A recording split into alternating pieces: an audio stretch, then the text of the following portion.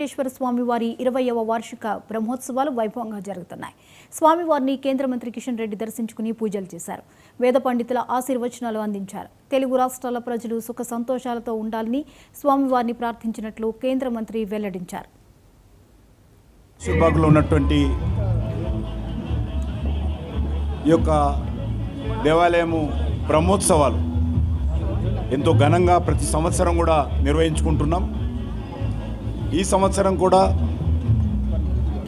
నిన్నటి నుంచి బ్రహ్మోత్సవాలు ప్రారంభమైనాయి. సుమారు 20వ బ్రహ్మోత్సవాలు ఎంతో భక్తి శ్రద్ధలతో నిర్వహించుకుంటున్నాం. హైదరాబాద్లో చాలామంది స్వామివారి భక్తులు మరి ప్రతిరోజు తిరుమలకు వెళ్ళలేరు, ప్రతి నెల కూడా వెళ్ళలేరు. అలాంటి వాళ్ళందరూ కూడా మరి ఇక్కడ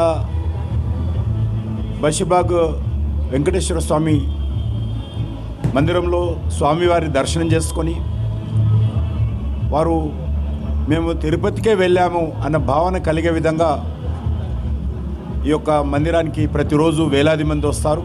అదేవిధంగా జూబ్లీ హిల్స్లో కూడా నూతనంగా నిర్మాణం చేసినటువంటి దేవాలయాన్ని కూడా ప్రతిరోజు వేలాది మంది భక్తులు వస్తుంటారు.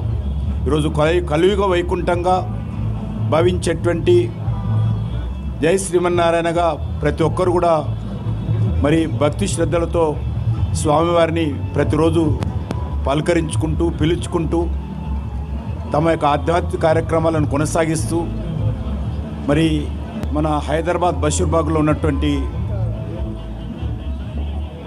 ఈ యొక్క దేవాలయము బ్రహ్మోత్సవాలు ఎంతో ఘనంగా ప్రతి సంవత్సరం కూడా